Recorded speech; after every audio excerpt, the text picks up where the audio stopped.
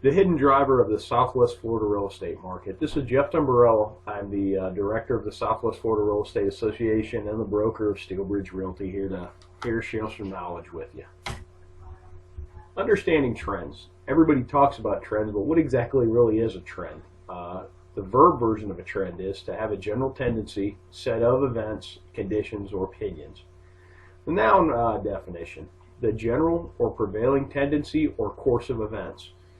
Everything that I can find is always cyclical, and it's either by design or this is just how the experiment works better. But I mean, hurricane season, economic cycles, housing cycles, demographics particularly is very cyclical based upon the events that drive them. So you really need to understand the trends to understand what a market's doing and potentially where it could go.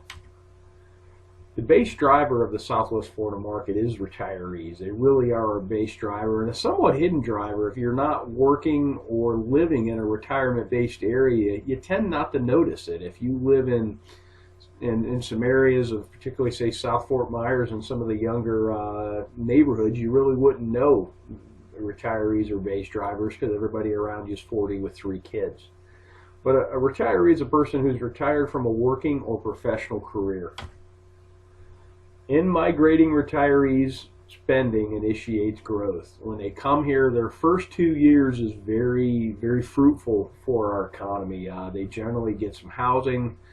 I noticed they buy cars, they buy boats, they buy brand new Harleys. Sometimes they buy all of that.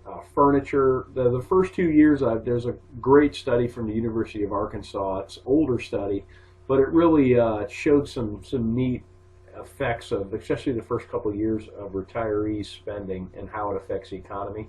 New jobs are created because they're a new demand. The neat part about the demand is most of the capital they bring from outside the market. So particularly if they're not working and retired, they literally just bleed money into our economy. And then some households, they build new houses. Some of them rent, some of them purchase. All of which creates jobs and income.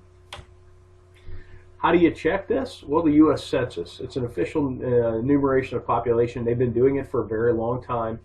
One particularly useful set of data is the count of live births. They have a lot of data sets, and if you've never been to the census page, you can download most anything there with the click of a button. It goes right into Excel, and you can work with it. And this is how you can project and extrapolate current and previous retiree trends.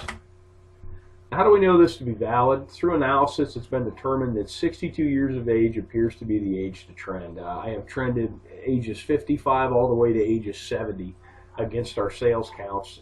62 is really the age to look at. The simple math always sheds the most illuminated path. Okay, our market crashed in 2005 through 2007. If you go back 62 years, that's 43 through 45, World War II caused a large drop in the U.S. birth rate.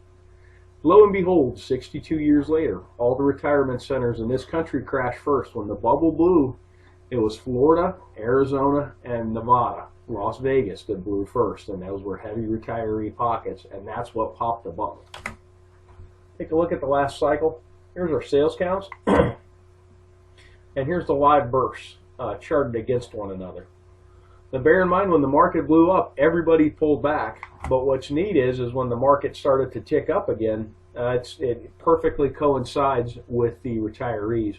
March of 2008 was the first time we had a year-over-year sales increase in sales counts, and that perfectly correlates with the beginning of the baby boomers.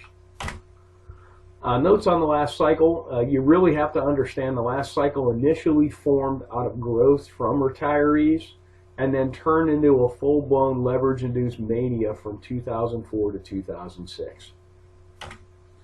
So what do these trends project about 2016? Well, we're going to talk about that at Real Estate Roadmap 2016. It's going to be October the 20th, Tuesday, 5 to 7:30. Make sure you get there at 5. We're doing a really neat speed networking where you're going to get the opportunity to meet everybody in that room, because I know about you guys, but when I go to a networking event, I generally talk to 3 or 4 people, mainly because it takes me 20 minutes to say hi, but you'll leave these events and you wish you could have met more people and made more contacts. And speed networking, this should be a great vehicle to do that.